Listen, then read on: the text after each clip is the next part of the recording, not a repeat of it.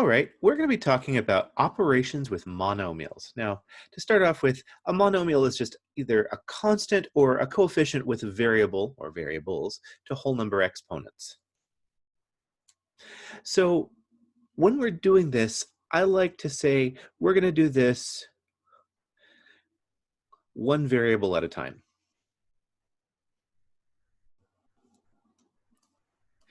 And just to be clear also, I also like to remind folks that when we're doing this, we want our exponents to end up as whole numbers, as positive whole numbers, not negative whole numbers.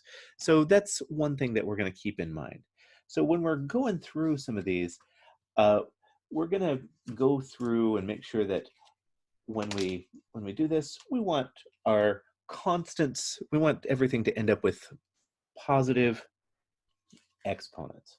Now, let's start off with things like multiplication. Now, multiplication is literally, this is the easiest thing that we're going to do, because with this, we're going to end up adding our exponents for the variables, for the same variables.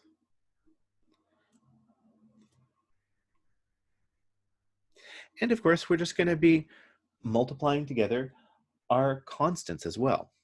One thing that we also should pay attention to is we're going to apply our apply our power rule first. Now, the reason why we do this is there is, in fact, an order of operations that happens with our monomial operations. So let's show you what this is going to look like. I'm going to start off with some easy examples. And let's say we've got something like -3 x squared. And I'll multiply this by, say, 4x cubed y. And when we do this one variable at a time, I'm going to sort of show you our thought process over here. Now, this does not have to be written down. This can be certainly an internal process, but this is what we're going to do. I like to regroup this into, say, our constants, which in this case, we've got -3 times our 4. Then we've got our x variables, which I've got x squared times x cubed, and then I just have my y variable, which is just our y. So when I look at this, I say, oh, my constants here are -3 times 4 is going to be -12. X squared times x cubed is going to be x to the 5th power. And my y is just a y. We're done right there. Let's do this again. And this time I'm going to throw in a power rule on here as well. So with this, I'm going to do -3 a squared b, and I'm going to multiply this by 2 a cubed b squared. And then I'm going to square that whole thing. So the first thing that I need to do is I need to deal with the power rule. So we're doing our power rule first. Now, the funny thing when we're doing this is we got to make sure, if I could simplify, you might think, oh, remember my order of operations starts with parentheses. If I could simplify inside a set of parentheses before we begin, we would. After that, this power rule is essentially, this is that exponent. So here, this is going to be -3 times my a squared b. And now what's happening here is I'm saying, oh, this is 2a cubed b squared, so it's just going to be 2a cubed b squared a second time. This is going to be 4 a to the 6th b to the 4th. And now, once again, we're taking this one term at a time, or one variable at a time. Let's take our constants first. So -3 times 4 is going to be negative 12. A squared times a to the 6th is going to be a to the 8th. And then b times b to the 4th is going to be b to the 5th. And again, if we need to show a little bit of work with this, I'm going to go ahead and if you feel the need to write it down, go ahead and just keep that. I usually sort of do this to one side. There's my constants. I've got my a squared times my a to the 6th. That looks like I've got 1, 2, 3, 4, 5, 6, 7, 8 a's, and then I've got my b times my b to the 4th. So this is what happens if we regroup that. So this is typically what we're going to look at when we're dealing with our multiplication. Let's so now I'm going to pause, and I'm going to deal with some division. And once again, I do want to remind folks to start with your power rules. Although I would like to say start with the power rules, but I will also say watch the parentheses. If you've got if you can simplify inside a set of parentheses, do that. And of course, whenever we're dividing, we're going to subtract our exponents.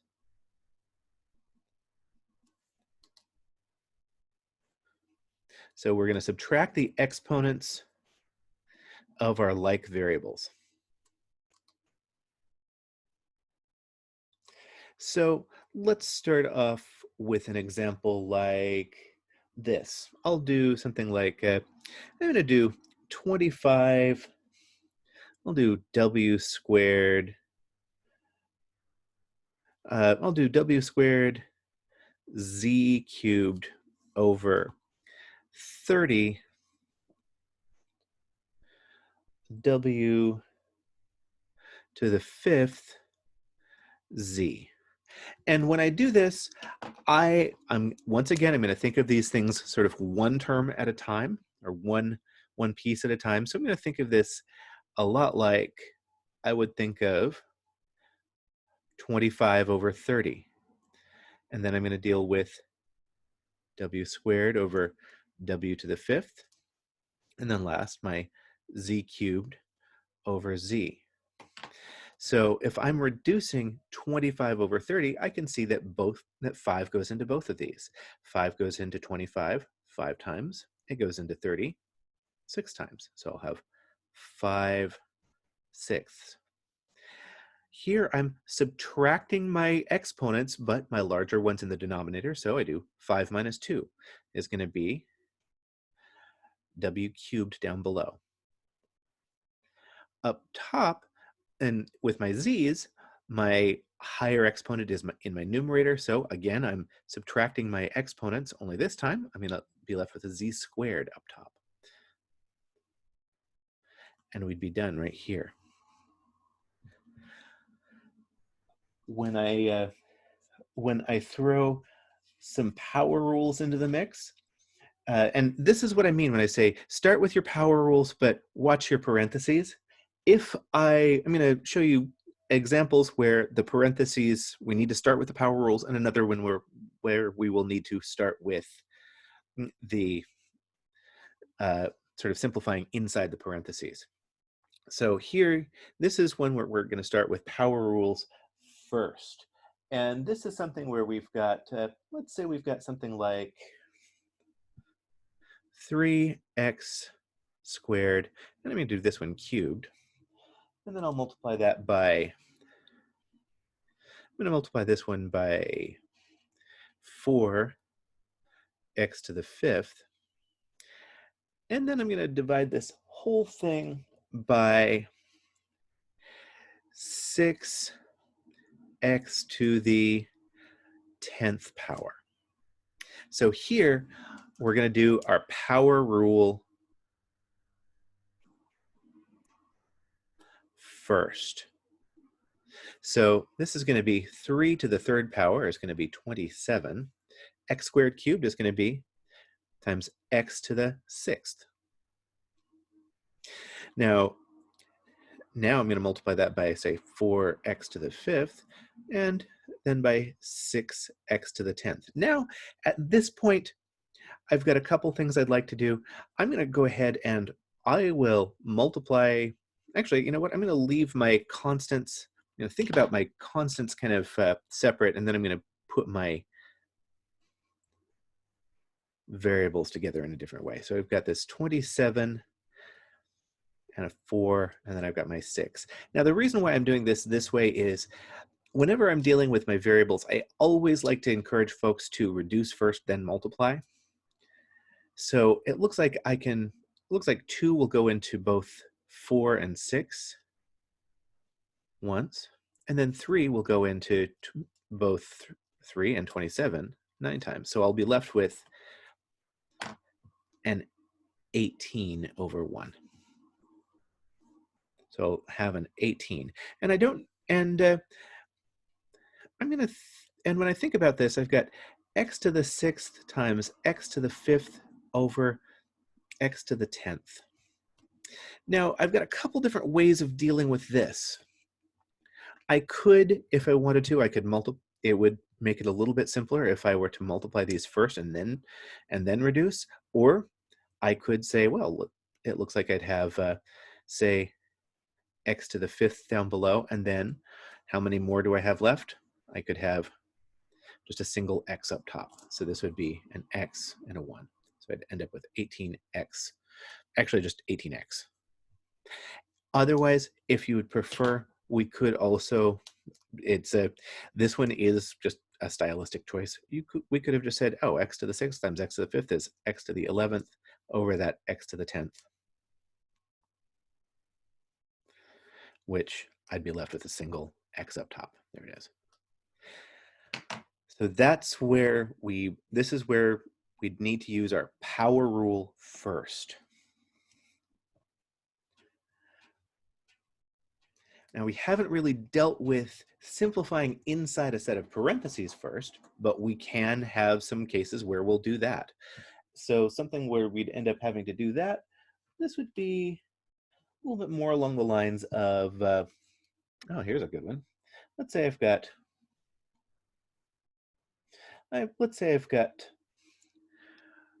5 a to the 5th, b to the 4th, c over 30 a cubed b c to the, I'll do c to the 6th. And then I'm going to take this whole thing and square it. Now, if I wanted to, I could technically square everything first. And I will tell you right now, that would be super messy. Instead, we're going to simplify our parentheses first. And this is going to be a lot easier. So simplify your set of parentheses first. So when I look at this, I would say, oh, that's going to be, say, 5 over 30. And I'll deal with my a terms, a to the 5th over a cubed. And actually, why don't I do these? Actually, I'm going through this too fast. Let me go through this a little bit slower, and I will give us a little bit something more interesting to, and slightly maybe a little bit easier way of looking at this. So first of all, let's look at our constants. 5 goes into 30 6 times. So inside whatever's happening down here, I'm going to end up with a 6 in my denominator. With my a term, I've got a to the 5th over a cubed. Well, this is going to leave me with an a squared up top. So now when I look at this, I know I'm going to end up with a 6 down below, and I'll have an a squared up top. Great. Now let's look at my b term. I've got this b to the 4th over b. Now, 4 minus 1 is going to be 3. So this is going to have I'll have a b to the third up top. And last but not least, I've got my c over c to the sixth. Once again, 6 minus 1 is going to be c to the fifth, and that's down here in the denominator. So I'll have c to the fifth down here. Now, all of this is going to be squared. And something that can be a little bit confusing is, remember, you're multiplying the exponent, but we're squaring that constant. So this is going to be a squared. So a squared squared is going to be a to the fourth. This is going to be b to the sixth. And my c is going to be to the 10th power. So here we've just multiplied the exponents. Whoops, we're multiplying the exponents. But we're also going to, in this case, square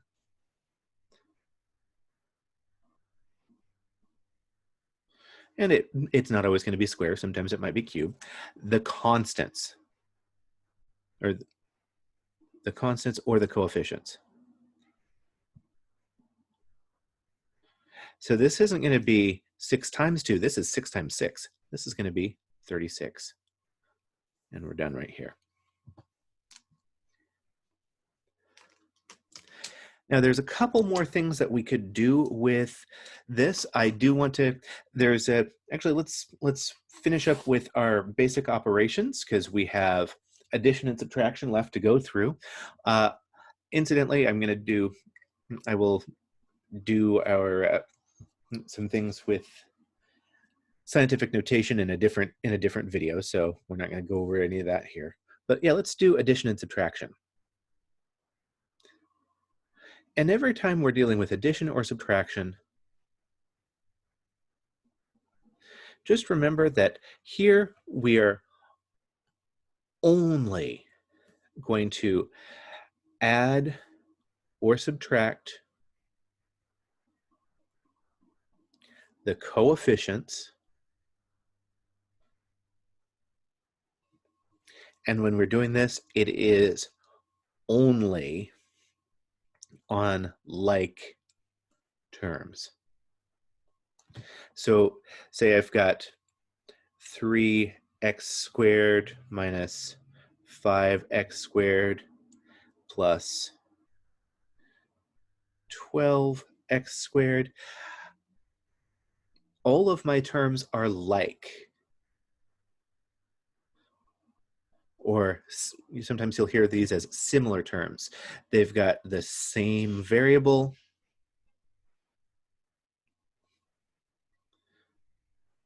with the same coefficients. Or sorry, not same coefficients, same exponents.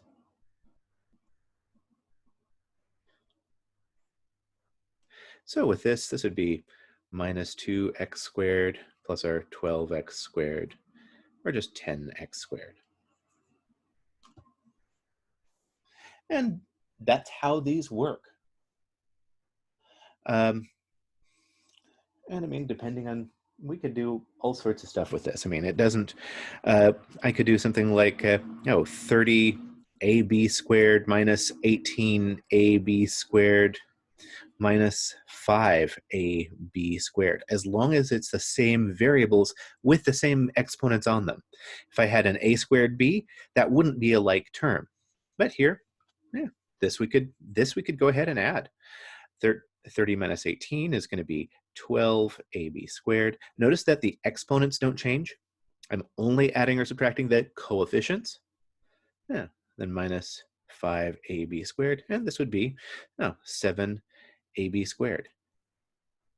We're done. Alrighty, that's all I've got for right now, and I will see you in the next video.